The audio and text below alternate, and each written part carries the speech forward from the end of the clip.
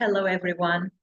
We wholeheartedly welcome you all, esteemed delegates and friends, to yet another curated live session of Panorama International Literature Festival, the signature program of the Writers' Capital International Foundation. Water, oozing out from the rocks of eternity, begins its journey as a gentle stream, meandering through the landscapes of existence. Innocent, free, it flows playfully, reflecting the golden hues of the sun, only to gather strength, rush forth with an untamed force, breaking barriers in its path. In its course, it nourishes life, quenching thirst and feeding the roots of existence. Yet, as it approaches the vastness of the ocean, it slows, contemplating its inevitable fate. Like life itself, water journeys from purity to turbulence, from purpose to surrender, until it dissolves into the infinite, embracing the solitude of its final destination. Yet the journey doesn't end there. Under the embrace of the sun, it rises once more, drifting across the skies, only to return to the mountains and begin anew. The journey continues. These verses are from Prith Nambiar, from his exquisite collection, The Solitary Shores, published a decade ago, works dedicated to humanity. As we start yet another session as part of Panorama International Literature Festival 2025 on the theme Jala, the element of water, we have today a few of the eminent poets from Sri Lanka. I am Irene Dura-Kapadia, Secretary General of Writers' Capital International Foundation and Chief Program Coordinator of Panorama International Literature Festival 2025. At the outset of this live session, we would like to play a video that highlights the vision and mission of the Writers' Capital Foundation and sets the tone perfectly for the very theme that we're about to discuss. Let us watch the video.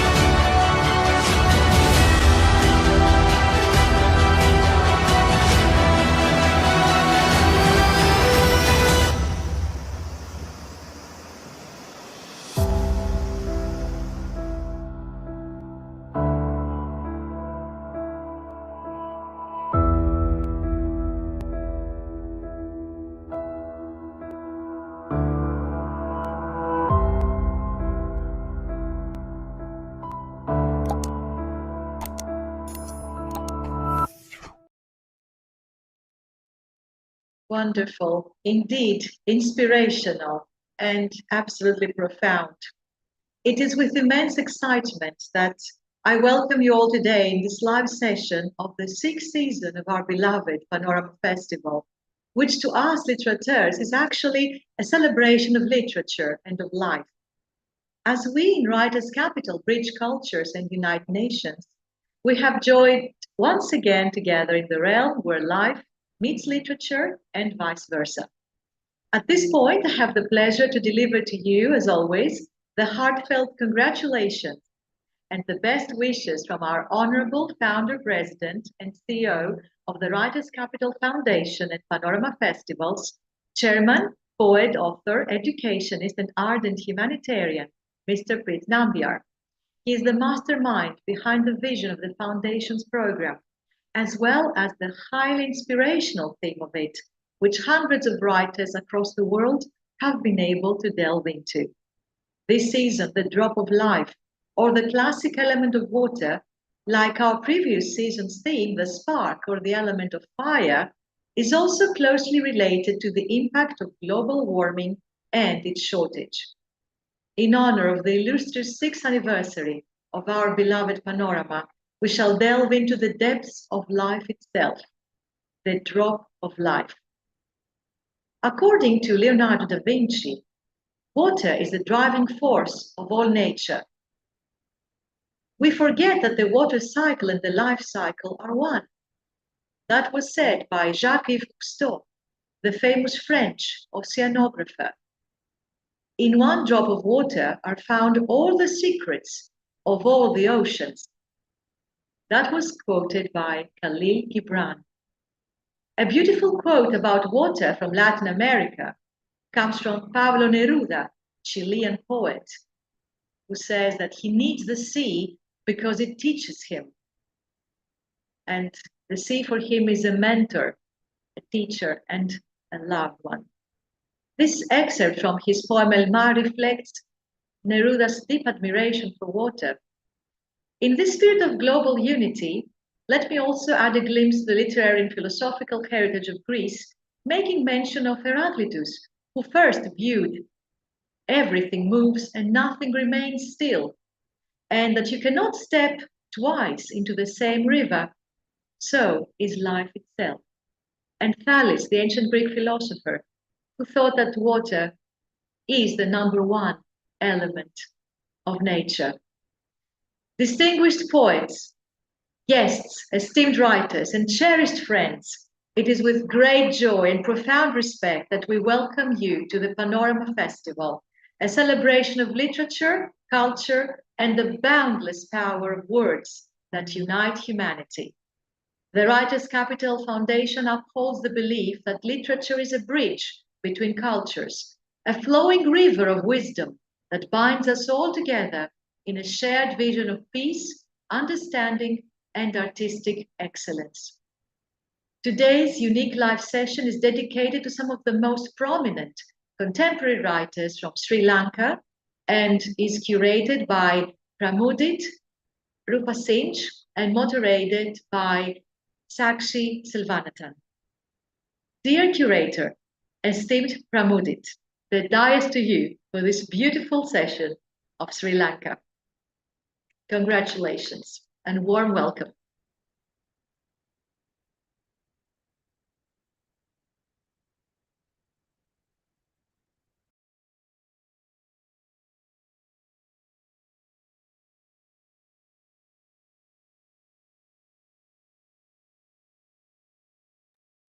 Can the curator hear us?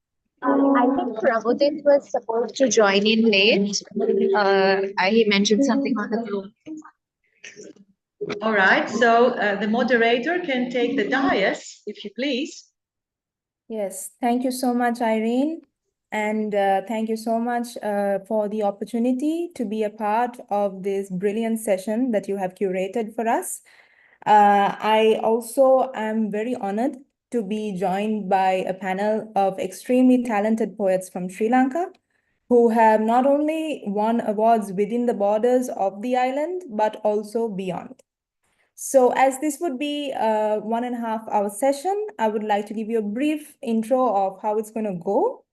I would like to pose a couple of questions, if time permits, to each poet, because I'm sure we can all benefit from their extremely valuable insights on certain topics. But of course, the session would primarily focus on a recital of a poem of their own work, which would resonate very deeply with the overarching theme of the Panorama Festival, which is Jalam. Or as we call in Sinhala, it's called Vatura, or in Tamil, it's called Thanni. And it is, of course, a theme that touches upon every one of our lives. And each poem would resonate with one of the qualities of water.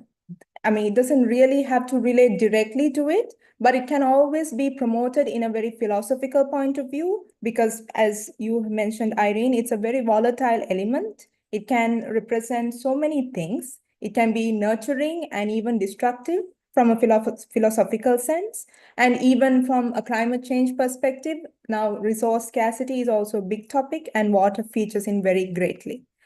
So before I could kick off the recital sessions, I would love to pose one very fundamental but profound question to the poets, and they are free to answer in any way that they like. They can raise their hands and, of course, share their opinion with us. So the question is, to kick off and break the ice, what made you pick up a pen and write a poem for the first time in your life? So I'll open the doors to every poet to give their own perspective on this.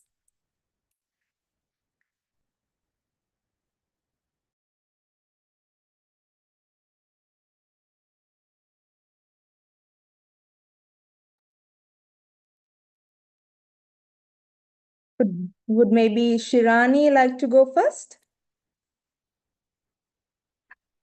Okay. I don't really know why I started writing. I think it was, I used to be a journalist and I was writing a lot. And then suddenly I stopped writing. I was doing research, and then all that stopped. And I felt that there was something missing and that I needed to write something. And it just happened that I had stories that were kind of, stuck in my head, as it were. And I just started writing, things that couldn't be said, as a reporter or as a researcher. The stories that were behind the scenes, as it were, and that couldn't be spoken about. And that was kind of how it started, right? How it started, one after the other. That's lovely, Shirani. Thank you so much.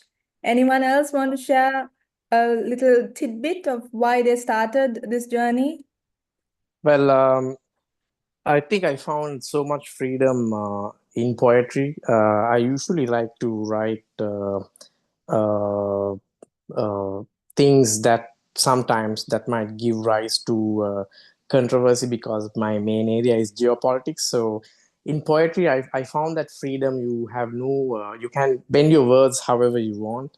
And it really was a liberating experience. Thank you so much. Sakina, do you have anything to add? Hi. So for me, I started poetry back in school when I was like, I think 13. That's when I had a little notebook of poems, and I used to jot down things like about crushes and about faces and all very kiddish things. But and then I think after I got married, I had my children, like I wasn't writing for a decade maybe. It was during COVID that I really took it up and started all over again. And I joined poetry groups and challenged myself to break my writer's block. So yeah, it's been very much of like a therapeutic thing for me, writing poetry.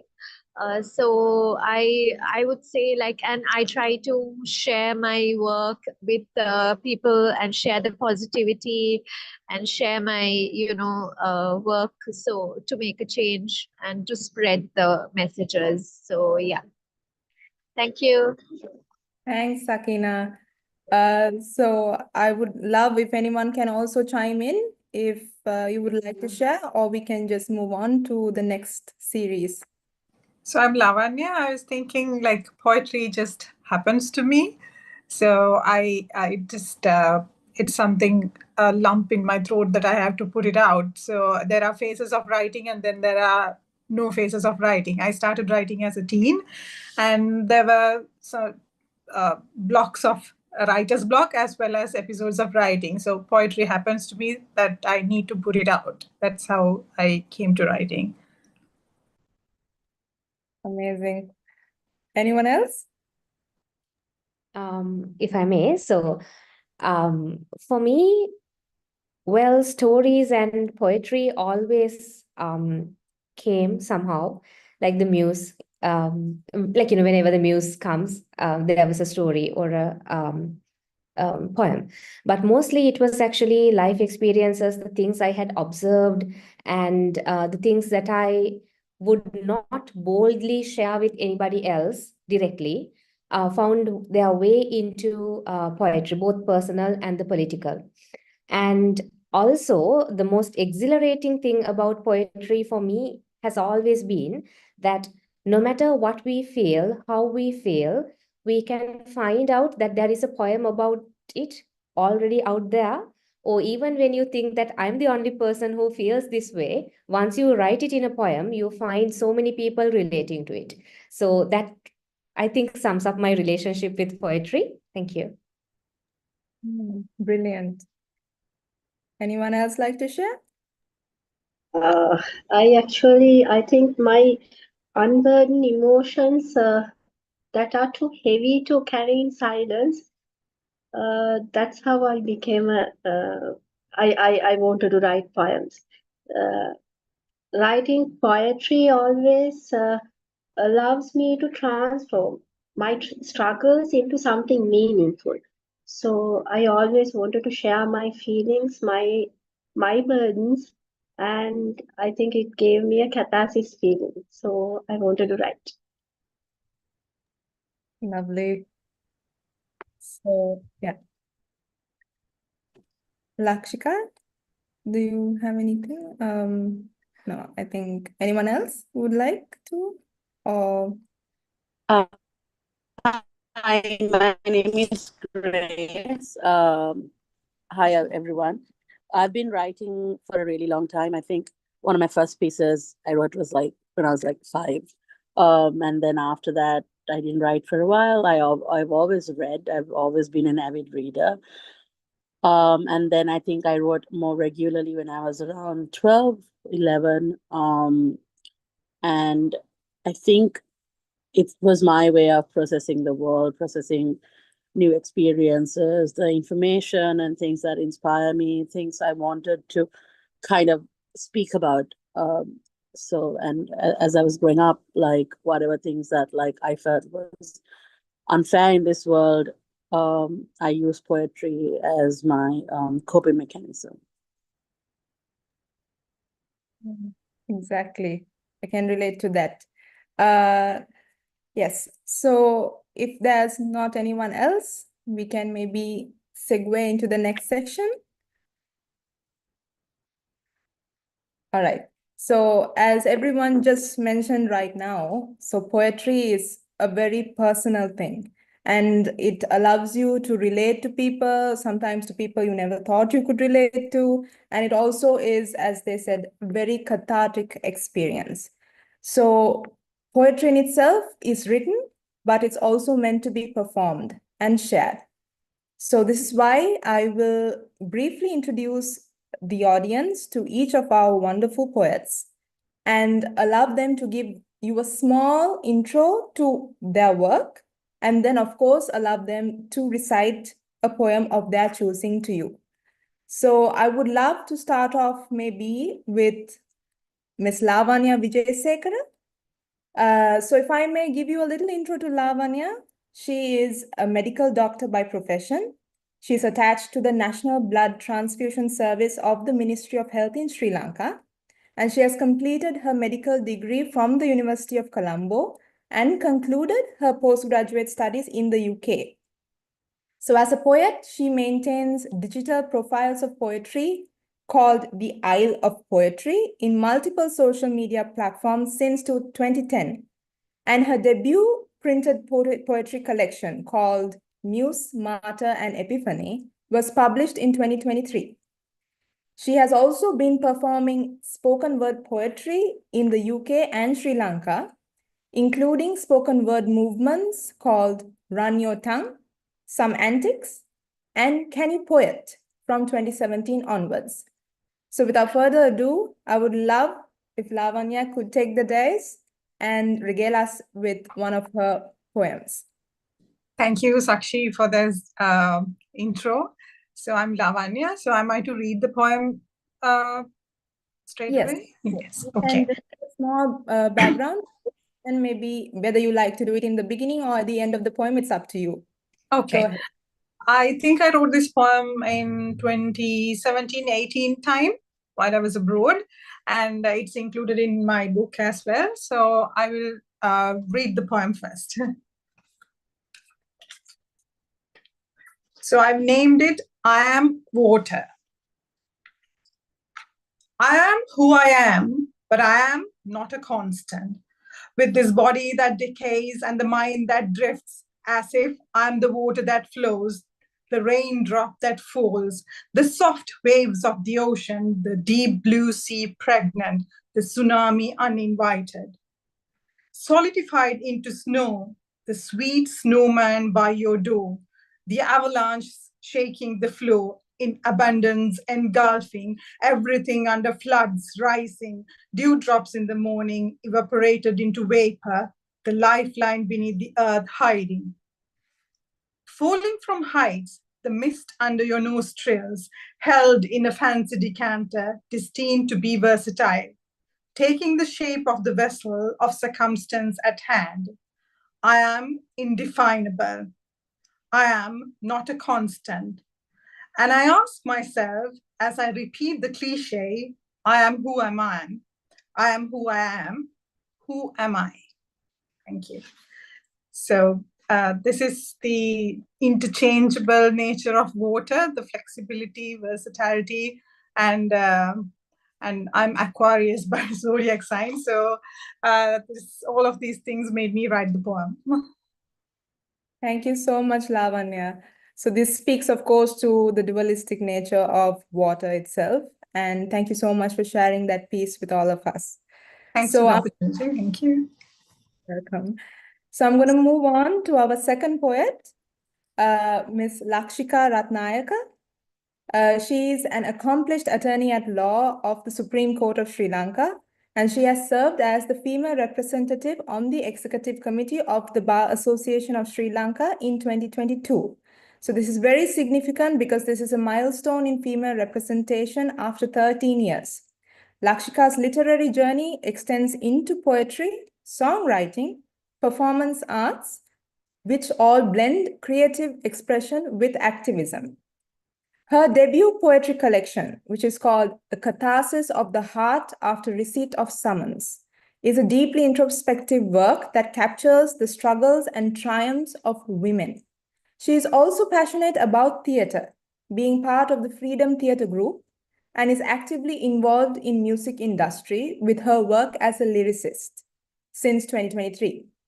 Lakshika is an established media personality, hosting programs which discuss pertinent political, social, and economic issues.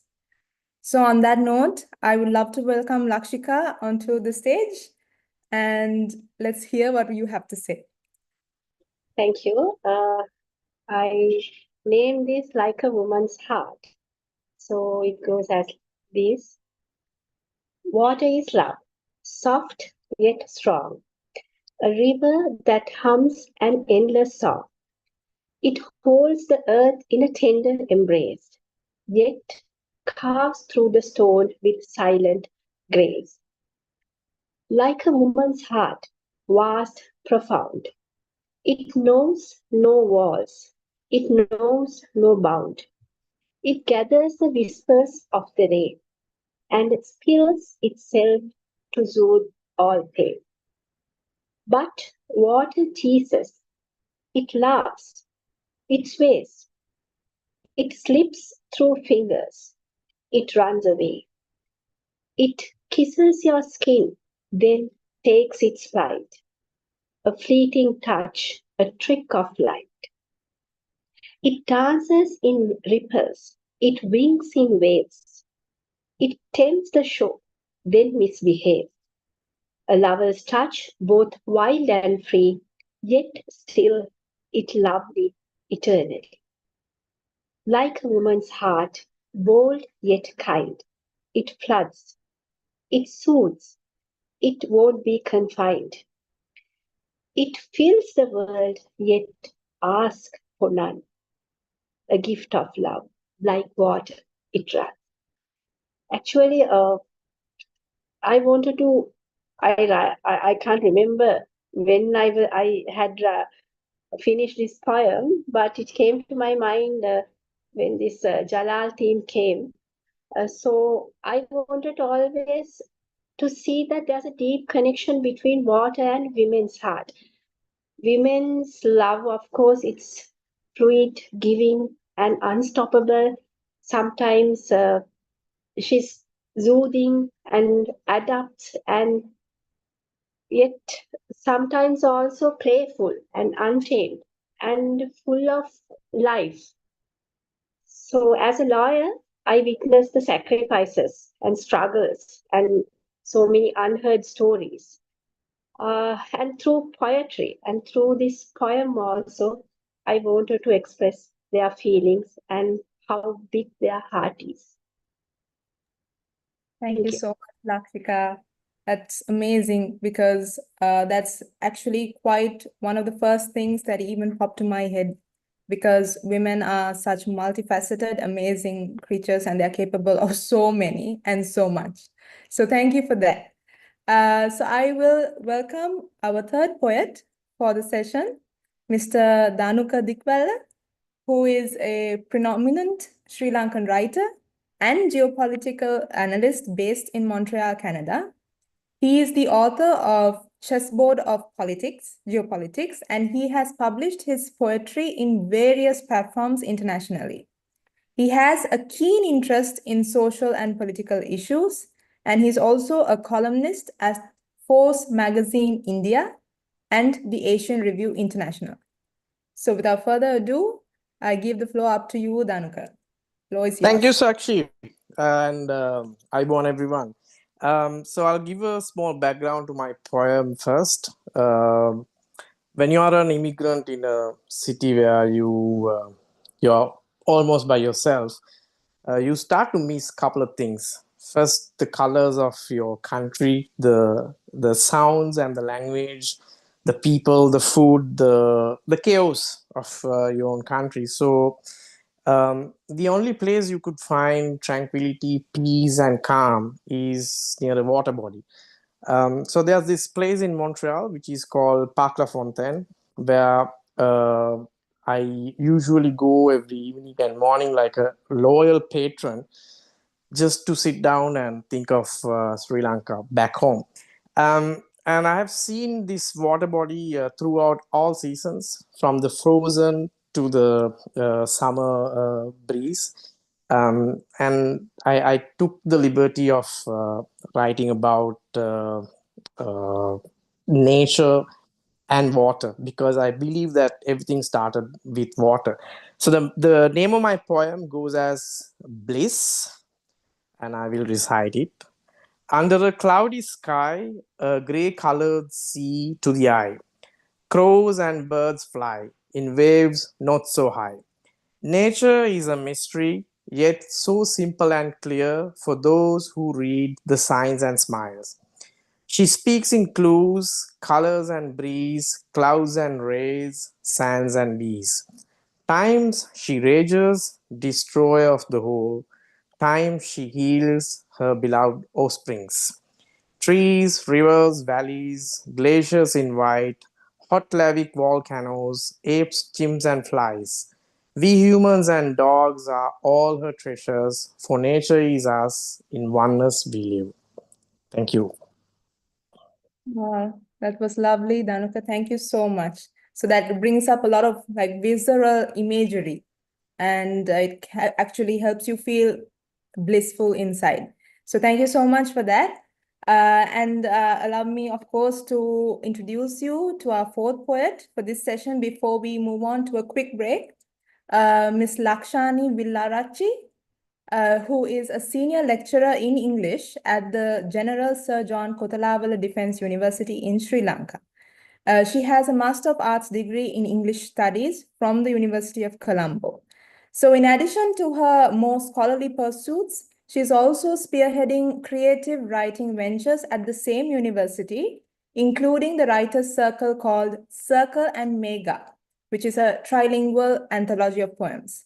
Her poems have been featured in local as well as international anthologies, and her debut poetry collection, called Berunda, won the Lakdas Vikramasinghe Memorial Award for the Best Anthology of Poetry in 2018 at the Godage National Literary Awards. And some of her recent poems have been published in something called Breaking the Static, which is a chapter house publication by the Canterbury Christ Church University in UK. And also Mega 3, The Invisible Lines of Creativity in Trilingual Expression, which is a publication by the KDU of Sri Lanka. Lakshani is now currently working on her second anthology of poems and a collection of short stories. So I'm excited to hear what she has to say to us right now. The stage is yours, Lakshani. Thank you, Sakshi. So basically, when I think about water, I have realized that I have never thought about writing just about water, because for me, as I feel, we are anyway 70% of water. So we are water. And if you think about it, from survival, from birth, from survival to death, in sadness, in any occasion, water is part of us. And I have written a poem of grief and loss. And I have referred to water in the poem in the forms of monsoons, rains, and tears. It's a very short poem, but I think it kind of captures a different aspect of water. So here goes. Monsoon. Let the monsoon break right over the Roborosia Grove, where you and I together took refuge. Let the unruly winds shake, bend, and break with furious force the flower-laden boughs. For I find no peace in the monsoon of the mind. My silent sighs make way for storms. The blooming trees mock my grief. But let the last of rain fall gently on their petals and slide off gentler still, like a teardrop on your rosy cheek. Let the last of rain make puddles underneath the gaunt old trees and make summer pools for fallen petals, for fallen flowers like you, my sweet, to float away to dreamy lands that lie beyond the reaper's reach. So my attempt here was to show the heartbreak, the violent emotions that you get when you lose someone that is close, and you even feel like destroying the entire nature, entire world. But at the same time, you cannot hate that much, because the water within you starts mellowing your harshness, your feelings, when they come out in the form of tears. That's me. Thank you.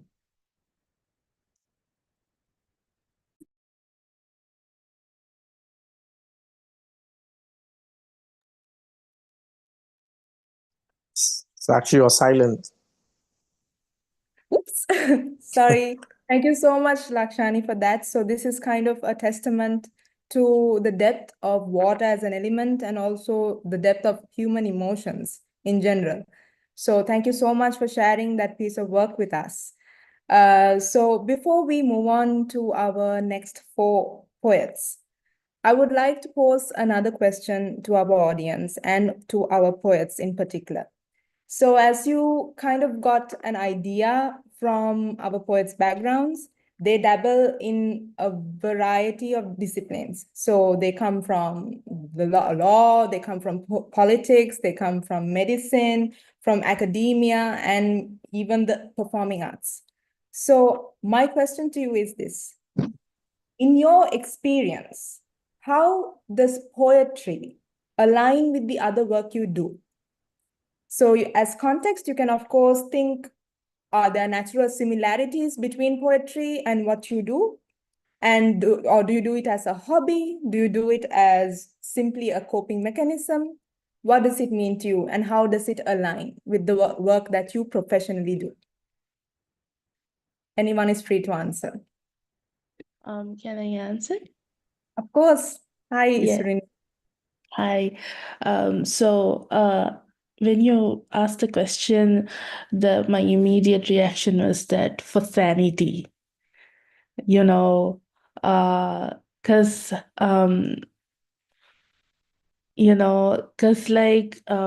I used to be a teacher and I am a full-time student now, and so with all of that, everything is very stressful. We live in a stressful world, and poetry is where we kind of unwind and you know you know basically chill, pardon the language, but I feel like that's what poetry is for me also personally, because that is where I'm sure many of us can relate to this, but when we write poetry, that is where we can be ourselves. We can be who we are, we can write whatever we want. There's no restrictions when we write poetry. So with all of that is going on, what poetry means to me and how I incorporate poetry into this mess is for sanity. Very, very relatable. Thank you so much. Anyone else want to share? I think I can relate to what she just said, because when you start to analyze geopolitical theaters, it's chaos, and although you don't go in the front line shooting at people, the amount of stress that creates is enormous. And with pure poetry, you can always, like she said correctly, you can always find a way to unwind. You can fathom your emotions, put your emotions out in a way that brings peace to you. And very especially the ability in poems, especially the free verse, where you can bend your words, where there's no rule in writing. It gives you that space and mindset just to be there. So when I look at the professions of most of the poets here, I can imagine that they must be going through a lot of stress in their work life, and poetry must be giving them personal freedom. Of course, without a doubt. Anyone else feel the same way or maybe feel differently?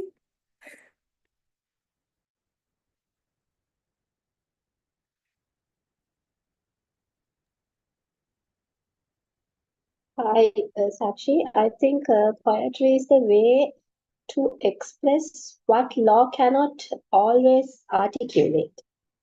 It is my way to shedding light on these my day-to-day experiences. Sometimes poetry is seeking justice through words. That's poetry for a lawyer, I think. Thank you. Thank you for that. Lavanya, you have anything to add from the world of academia? Poetry, I think when I'm kind of disturbed, poetry gives clarity when you're putting it down on paper.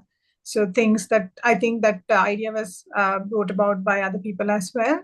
So it gives me clarity into my internal world as well as the other happenings around the society and world. Thank you so much, Lavanya. Anyone else? Maybe Grace would like to pitch in? How does it work with what you do from the world of social media? How does it feature in? Yes. Um,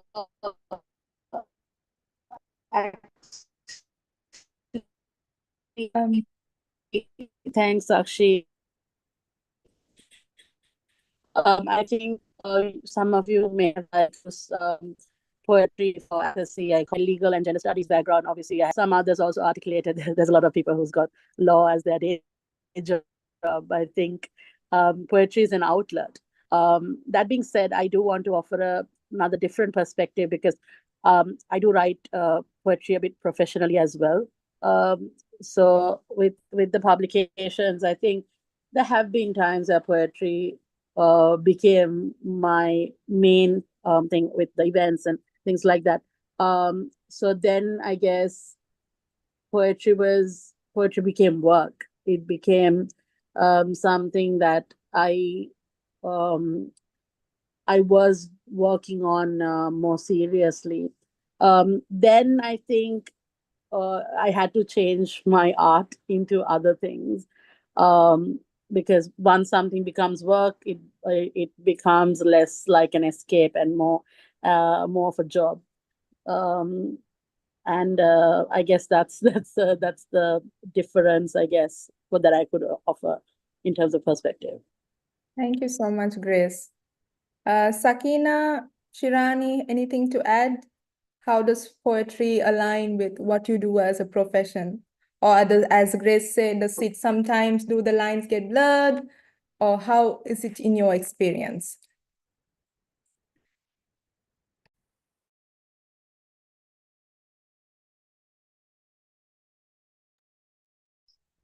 Hi, Sakina. I don't think Sakina is saying anything. Can I go? I don't work right now because I stopped work to be a full-time writer, and I write poetry and short stories. So my way of writing poetry is when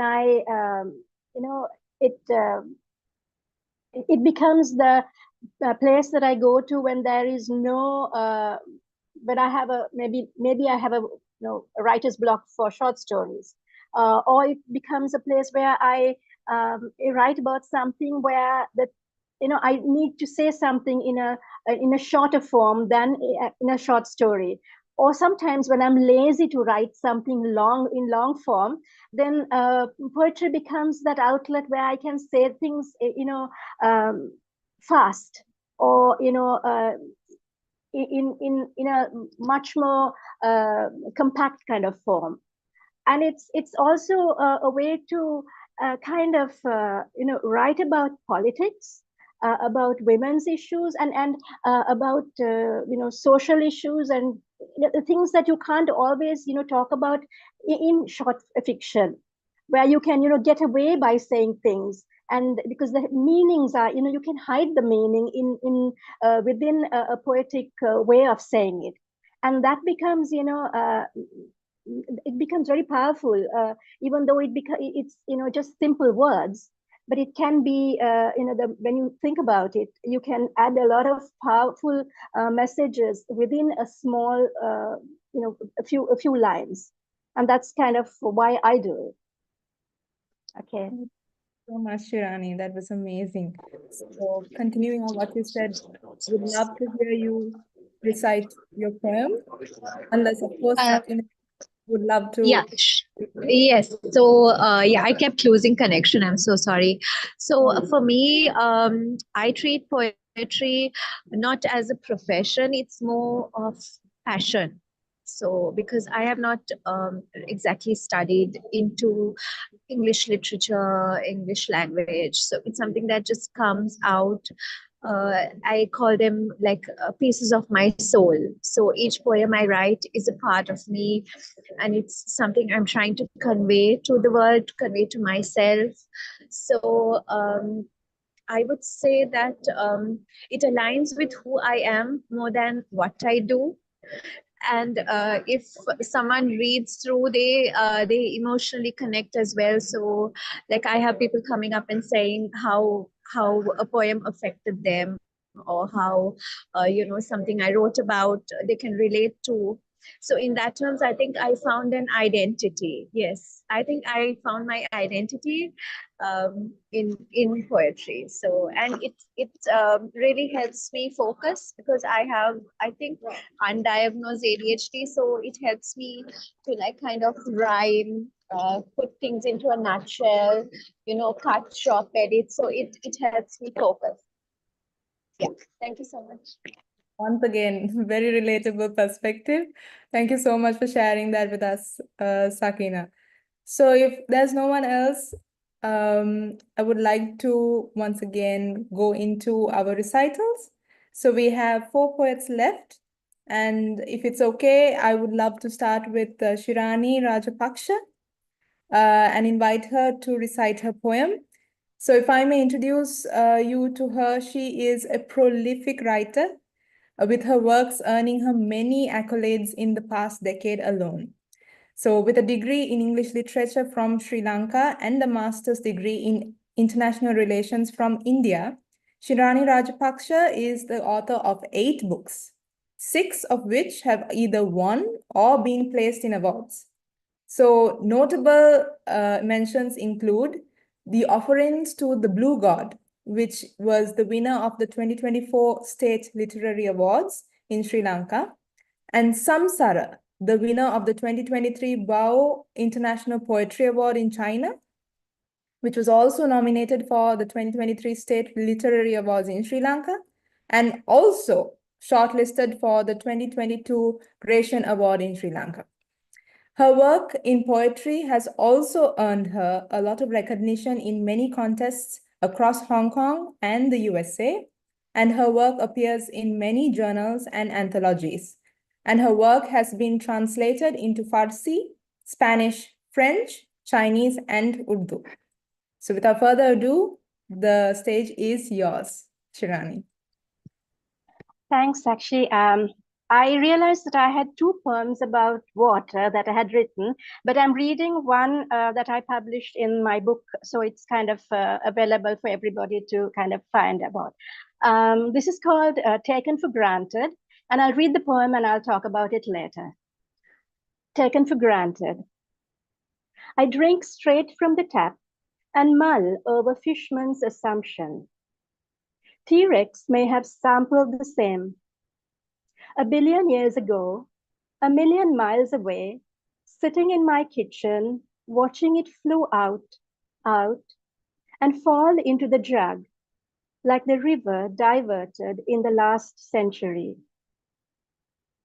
It helped them live, those folks over there. Their life was hard.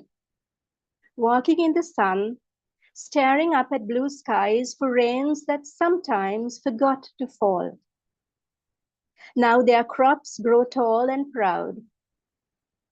But there's danger in the waters hidden deep within the earth, a few towns away. I heard someone say it's laced with poison. Deep water wells in dry zones where no liquid flows on land for the heat, evaporated, returned to the clouds. They're fighting for it in another country, too far for me to bother, yet it's women that suffer, and I read on. They have to find water for their families, guard it with their lives while men loiter on street corners looking for work.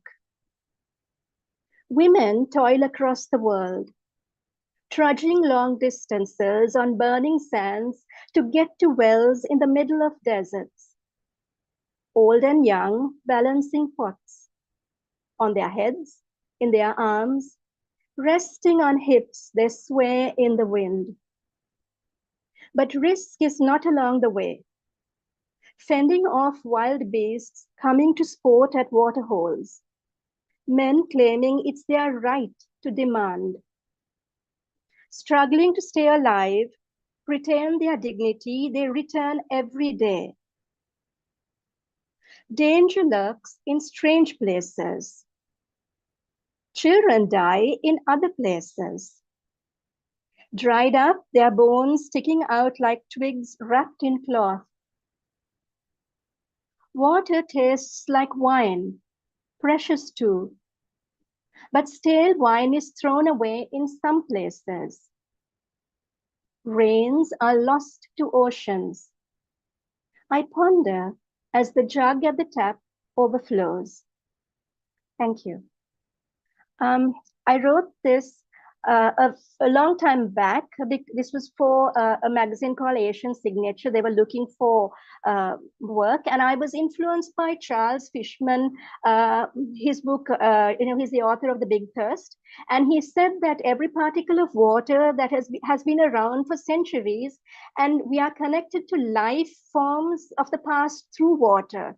And he also said that it may have gone through dinosaurs. So that's what the reference to T-Rex was.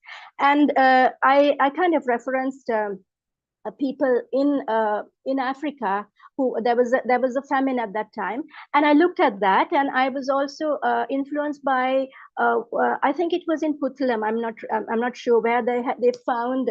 The groundwater was poison because of for some reason or the other. And that plus women in India, where they are abused when they go to, in Rajasthan especially, when they go to collect water, they were abused by men, caste issues and all that. And I put them all together, and I thought, this was kind of a nice way of talking about something that's so important to us, but has so many different aspects wherever, wherever in the world we live. So that was the reason for writing that. Thank you. Thank you so much, Shirani, for sharing that with us. So that, of course, has such a profound, very, very profound meaning and impact socially, I believe, if you publish this on a wide scale, because I think even Pramudith will agree with me once you think about the plights of so many refugees around the world, in Myanmar, in so many African countries right now, and what something like water can mean for them. So thank you so much for sharing that impactful poem with us. Please allow me now to move on to our next poet, Ms. Grace Wickramasinghe, who is a multidisciplinary and published academic, and she's best known as a social media and creative event consultant, content creator, and a spoken word poet. She is well known for being the founder and the creative lead of House of Grace, and she is notably the author of 3 sold-out collections, namely Perception, Closure, and she also co-wrote Not Your Baby. She is the youngest writer to date who at 20 years was shortlisted for the Gratian Prize for her second collection, Closure, and the World Blackwater Poetry Festival in Ireland in 2016. She also performs as a guest artist in many slam poetry festivals in India, USA, Thailand, UAE, UK, and Australia since 2016. So Grace, the stage and the proverbial mic is yours. Thank you so much, Sakshi. So I had a few pieces of poetry that lingered with the theme of water, but it was a bit of a struggle to pick one because a lot of them had more to do with other topics and less to do with water. But I think this is probably what I'd like to read. This is about the tsunami. I wrote this in 2014, so that's why it says 9 years, but it's called 9 years because of that. But now it's almost been 20 years, right? So I guess I'll have to change the lyrics, but I hope you all enjoy it. It's been 20 years since that day. So much has changed, buildings up and running, those that were once washed away. The day after Christmas went back to being just another day. The sea no longer smells of death, waves no longer feared. The ones that were once monsters is now just a part of the past. Victims have moved on, dead bodies cleared the sand. People have started eating fish again. It's like it never happened at all. 20 years ago, on a day like this, you hear the echo of terror and the haunting of lost dreams. Misery engulfed the coast along the waves. The sea level took more than lives that day. Those who were dead and gone were cried over and forgotten. The things that were lost were replaced and forgotten. It's been 20 long years. It's like it never happened. Tragedy buried in the depths of the oceans, no longer whispered by the lips of Lankans, as if it has no worthy place. Newspapers and donations no longer support this miserable tale. Nobody cares anymore until it happens again. Thank you. Amazing. Thank you so much for that. And I think that kind of poem would definitely resonate with the millions of victims of climate disasters that are happening in succession after each other these days and these years. Thank you also for highlighting the dual role of media, because I know as from someone from the media industry, they have a tendency to be very finicky and also duplicitous when it comes to publicizing news about disasters and then about like mundane events. So thank you, Grace, for that. And I would also now like to open the floor to our sixth our poet, Isuruni Anuradha Malavarachi. She is an academic and also celebrated poet. She completed her graduate and postgraduate studies in Sri Lanka, Malaysia, and Thailand. She has also studied at Sri Lanka Law College, is a qualified attorney in Sri Lanka, and is currently working towards her doctorate at the University of New South Wales in Australia. She writes in both English and Sinhala, and her debut collection of poetry called Flowers Teach Me to Let Go was shortlisted for the 2022 Gratian Prize. Isurini's second collection of poetry, called My Mind is a Light Switch, was nominated for the State Literary Award in Sri Lanka for the best collection of poetry in English in 2024. So let me please welcome Isurini to the stage. Thank you so much. Very conveniently, in my first collection, there was a poem called A Love Like Water, which I'm going to read out today. This is very straightforward. I wrote it about my grandma, who passed away a few months ago, but who will never be forgotten or unloved. For those who do not speak Sinhala, Archie's grandma. A love like water. Archie taught me to love like water. When she hung Sia's photo in front of her bed so that it'll be the first thing she sees in the morning. When she was afraid that she'd never see me again when I flew overseas, because life is frail and she doesn't have a lot of time. Archie is a warrior who worries about everyone. When she secretly placed a 10-rupee note on my palm and asked not to tell Amma, she also placed the ability to love without a shape, unknown and all-encompassing. Thank you so much.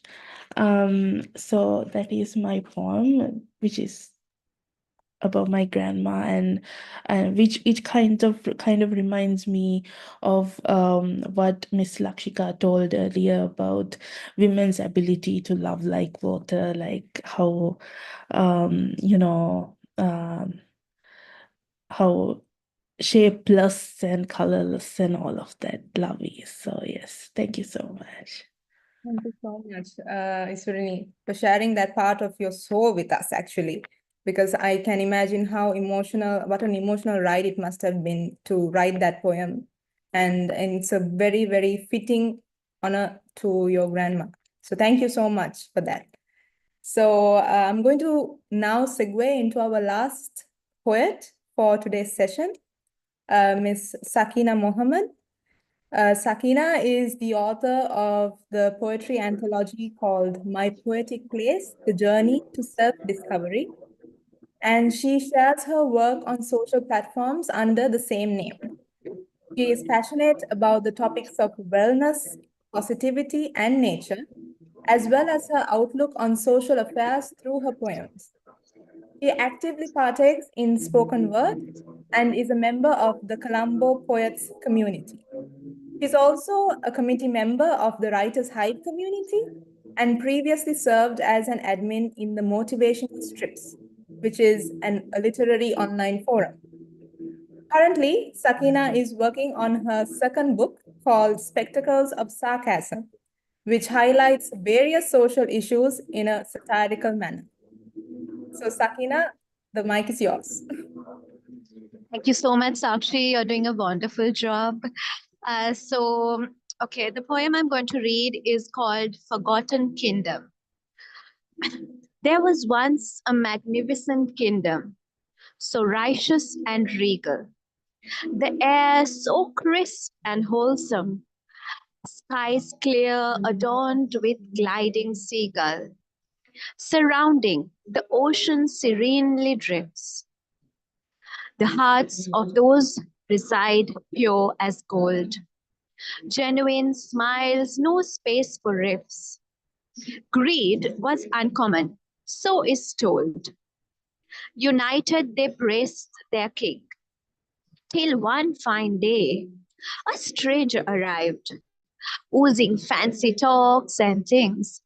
Some of how spoke of how the world outside strived, how life no longer sufficed in modesty.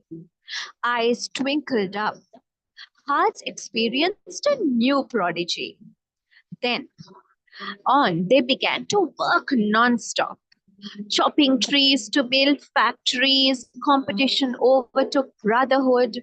Sleep no longer came with ease. Against gases, skies withstood. The once rich nature now deceased. Tribute to the forgotten kingdom, where nature sang its harmonious song, and relationships were a prized prism. Now these values are long gone. So this poem talks about a little island surrounded by water. The people who live there, unaware of greed of the outside world. It's a little story of how a foreigner came in and introduced them to, materialistic gains, making them forget the importance of peace and the value of nature.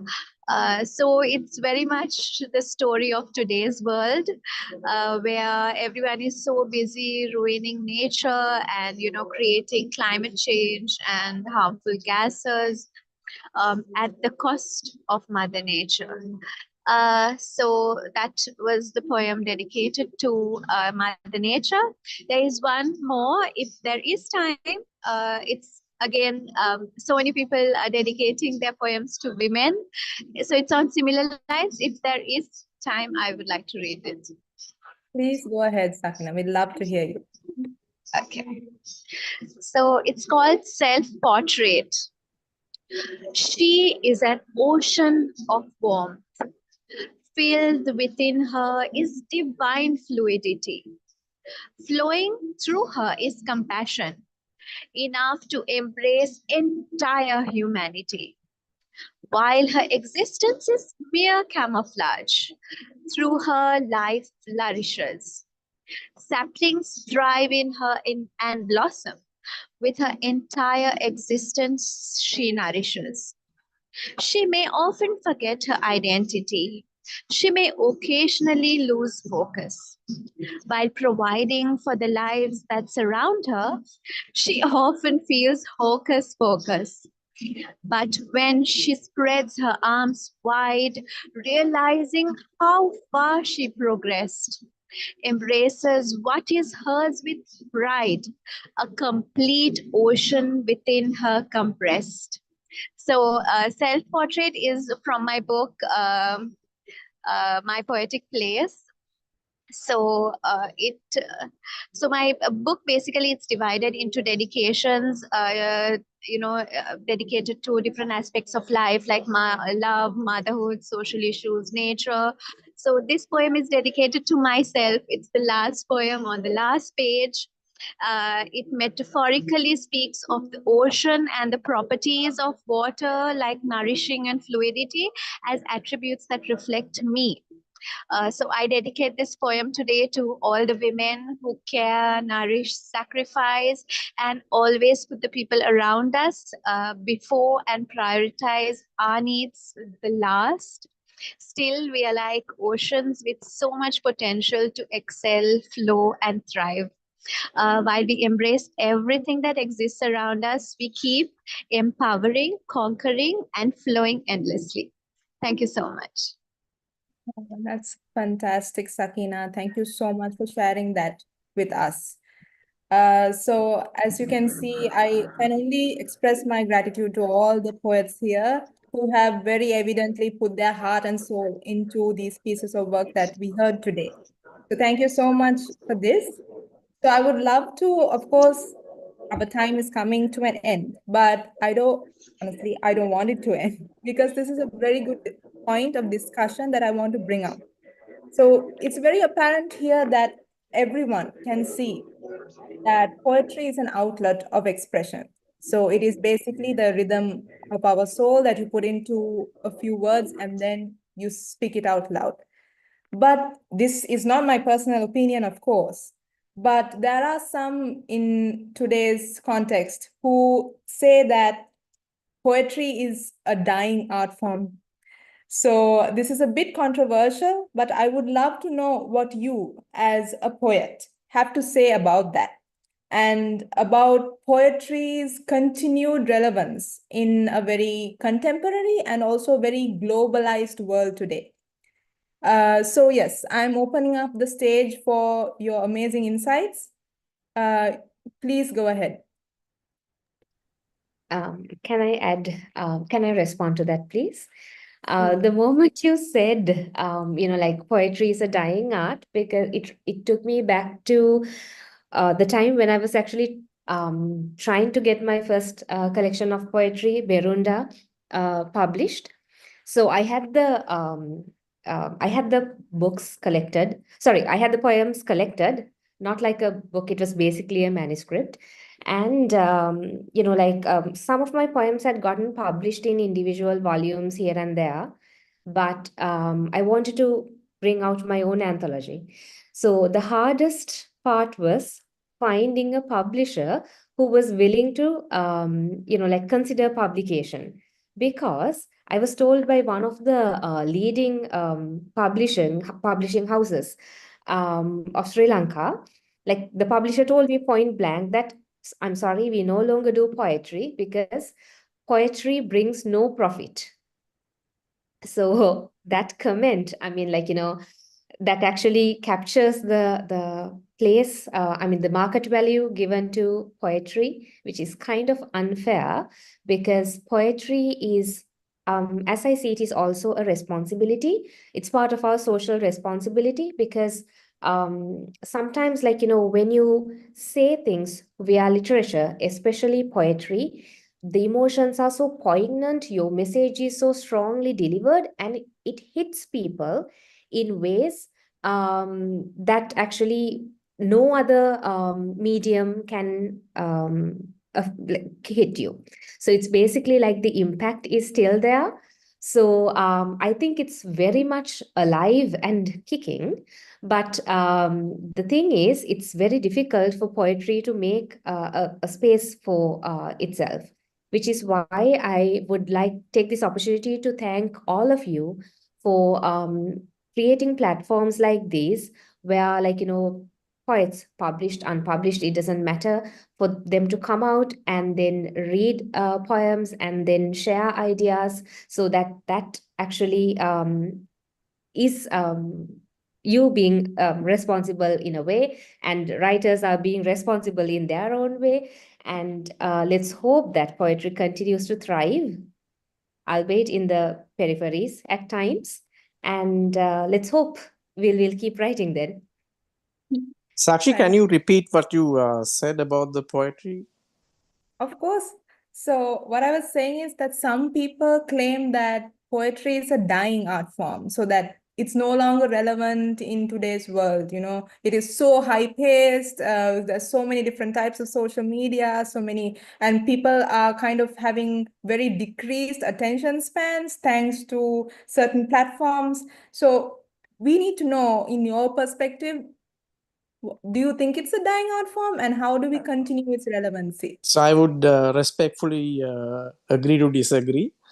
And my opinion is, yes, the as an industry, like Lakshmi said, publishing a poetry collection is a tough job, but it's not limited to Sri Lanka. Whether you are in the north or the south of the pole, it's tough because, yes, the publishers would like to see revenue, but I think the poets have been more creative and found ways to keep the craft going. Now there's tens and tens of platforms on social media, and different organizations are all grassroots movements where your poems can be published or heard. Probably you will not make a profit, but your art will not die. So uh, poetry will last for the next so many years, and especially with Gen Z, like you said, not just the Gen Z, but with we living in an information era,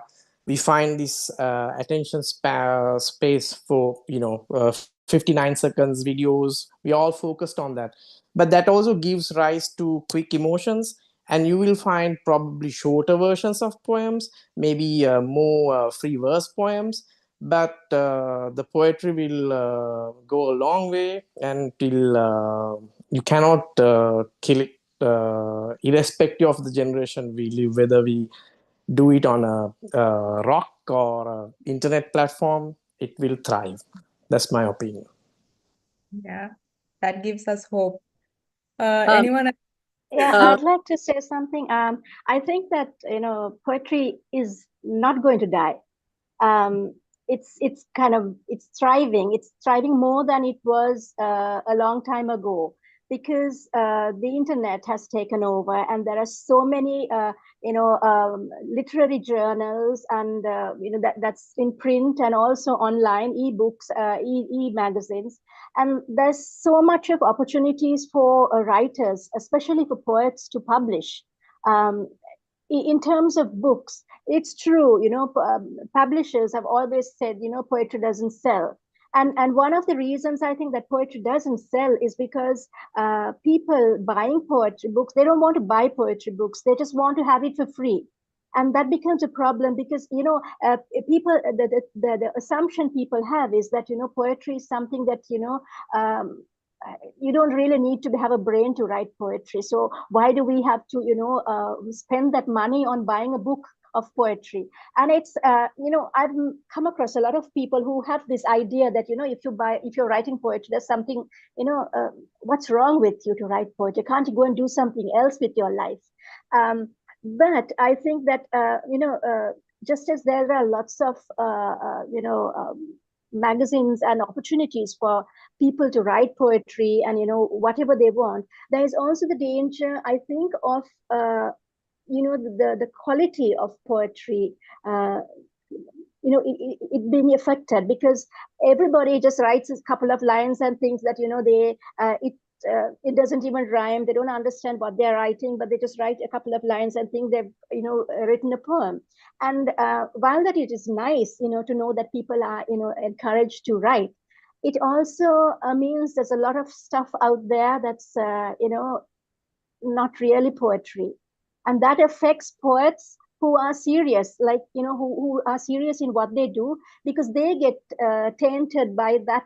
And when people read things that are not poetry, they tend to put everybody else who's serious about writing and who write good poetry in the same category. So that danger is there. Even though poetry will never die, that is there, that the danger is there. Besides, in Sri Lanka, poetry has been it's been around from centuries. That's the first form of creative expression that we've had for a long time.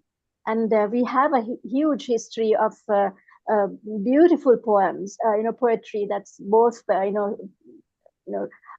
free verse and rhymed verse. So I don't think in this country it will die, or even in the world, it doesn't, there is no chance of it from dying. Thank you. Yes, 100% agree, Shirani, because I don't think poetry has any boundaries when it comes to language or even national borders. So I think Mr. Pramudith has something to share with us as well. Please, the floor is yours, Pramudith.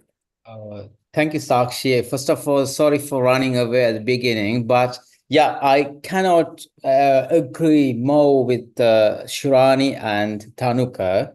I'm not going to talk about the industry and the financial aspects of it, but what I see and what I discover is that the poetry will never die, because that's the pinnacle of creative expression. To write a prose, I think you really have to process certain sort of poetry to end up with a kind of a long prose. Because I mean, of my experience, I don't publish poet. I'm not a published poet, but I write lines, and those lines sometimes develop into paragraphs, and on them I write longer ones. So I think what I have discovered last few days is that in Ukraine crisis, poetry has become the voice of people, the public, and they are taking that around the world. And it has happened in many contexts, especially in the context of conflict, etc. I think that is collectively the voice of people, and it cannot die. That's my opinion. From what I've experienced, if I can go, is that till you meet like-minded people and till you're sharing it to the correct crowd, you feel like poetry is dying. So you go to any random person and you give them the book for free.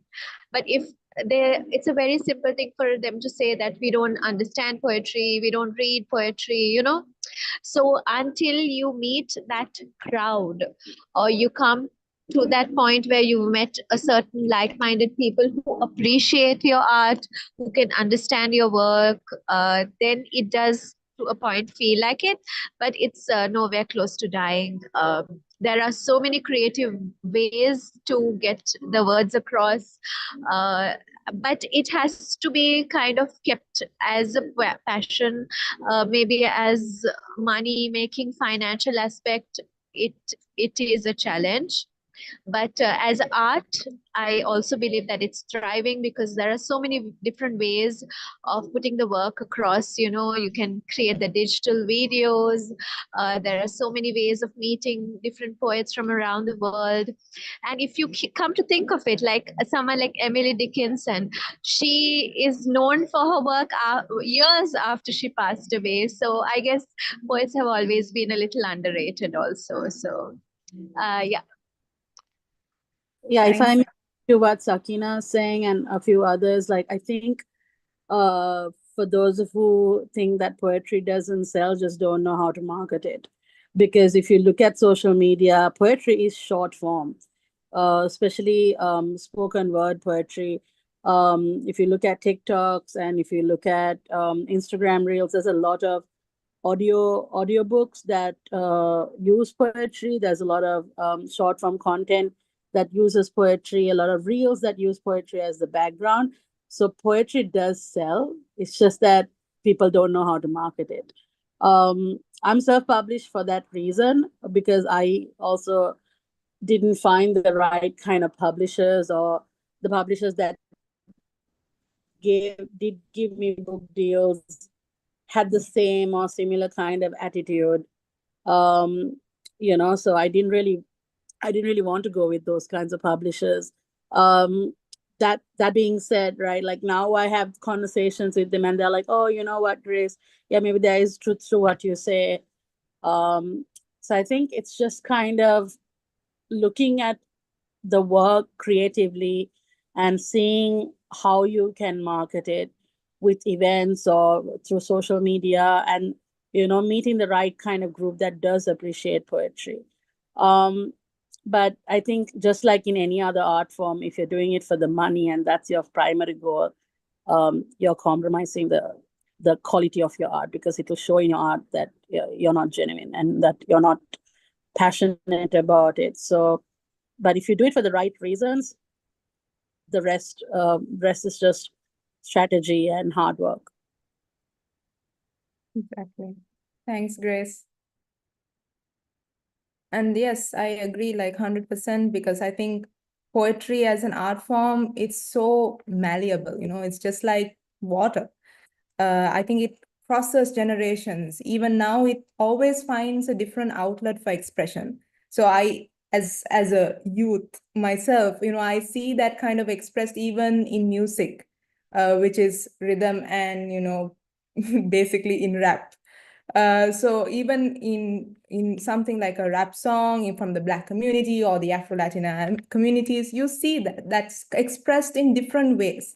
It is poetry in its foundation, but it always finds a way to kind of grow and be nurtured. Of course, on more formal platforms like this, and also in informal platforms.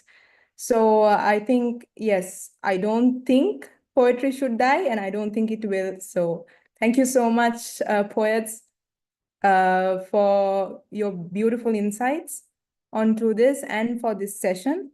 And I think we are nearing the end of the session. So I can only at this point express to you how grateful I am to you for carving out the time and space for your recitals today, and for linking it with this beautiful theme that the Panorama Festival has introduced to us. And I'm also thankful to Pramudith Rupasinghe for coordinating this and for bringing us all together, and being a little pivotal point for Sri Lanka to be expressed on a platform like this. And of course, my thanks goes out to the Writers Capital Foundation for making this all possible today. I really hope that maybe Thank you. Thank you so much for this beautiful session from Sri Lanka. Thank you, dear Sakshi, for all these beautiful insights and all esteemed poets that we heard here. Of course, poetry is not going to die, and we are the proof for that. Yes, we all together joined in the realm of poetry, and we will always do that with all our heart and all our might.